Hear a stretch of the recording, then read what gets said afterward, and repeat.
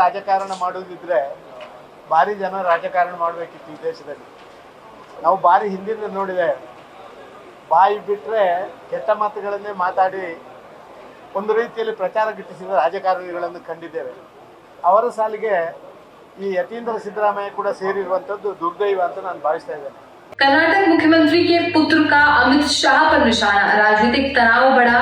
क्या भारतीय राजनीति के गलियारों में तीखी बयानबाजी नॉर्मल बन चुकी है? क्या व्यक्तिगत आरोप और आक्षेप राजनीतिक बहस का केंद्र बिंदु बन गए हैं? आइए जानते हैं इस विशेष रिपोर्ट में। नमस्कार, आप देख रहे हैं न्यूज और मैं हूं आपके साथ धनुषा।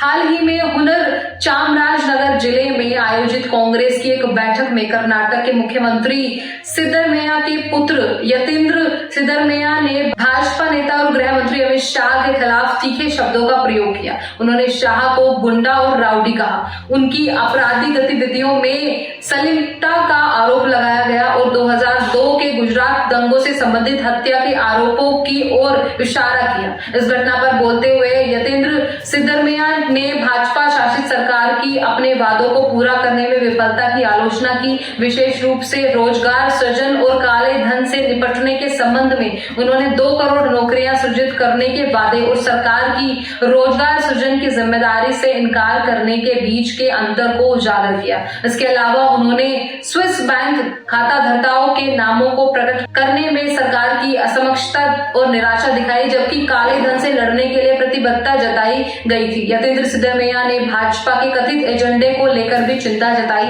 दावा किया कि चुनावों में 400 से अधिक सीटें हासिल करने से संविधान में संशोधन का मार्ग प्रशस्त हो सकता है। उन्होंने मोदी के नेतृत्व में देश के लोकतांत्रिक ताने बाने को खतरे के रूप में चेतावनी दी। उनकी टिप्पणियों ने कांग्रेस और भाजपा के बीच जारी राजनीतिक तनावों को रेखांकित किया, जिससे राजनीतिक क्षेत्र में आगे की बहस और विमर्श के लिए मंच तैयार हो गया है।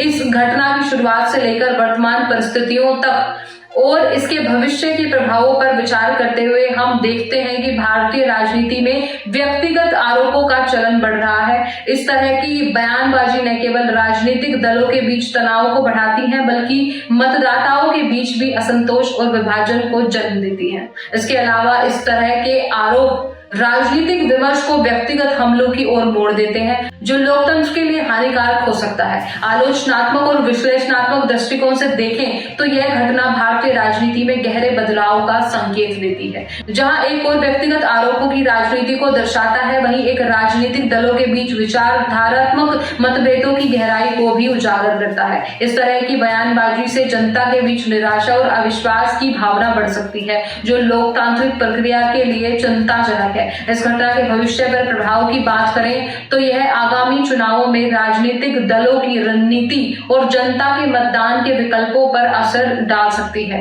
यह राजनीतिक विमर्श को व्यक्तिगत आरोपों से ऊपर उठाने की आवश्यकता को भी रेखांकित करता है, जिससे जनता के सामने वास्तविक मुद्दों और नीतियों पर चर्चा हो सके। अगली वीडियो में हम इस घटना के विभिन्न पहलुओं का और अधिक गहराई से विश्लेषण करेंगे और यह जानने की कोशिश करेंगे कि इसका भारतीय राजनीति और समाज पर क्या प्रभाव पड़ेगा।